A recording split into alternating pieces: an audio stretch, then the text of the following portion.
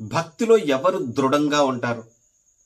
కృష్ణుడు భగవద్గీతలో చెప్తాడు, ఏషాంత్వంతగతం పాపం జనానాం పుణ్యకర్మణాం తే ద్వంద్వమోహ నిర్ముక్త భజంతే మాం దృఢవ్రతాః అంటారు. ఎవరు నా భక్తిలో దృఢంగా ఉంటారు అంటే, గత జన్మల్లో ఈ జన్మలో పాపాలు పూర్తిగా చేయడం ఆపేసి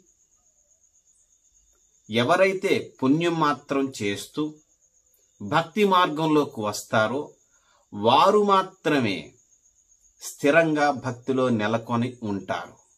అంటే ఎవరైతే పాపాలు చేస్తూ ఉంటారో, మద్యం, మాంసం, జోదం, వ్యభిచారం ఇలాంటివి, వారు భక్తి మార్గంలోకి రాలేరు, వచ్చినా ఉండలేరు.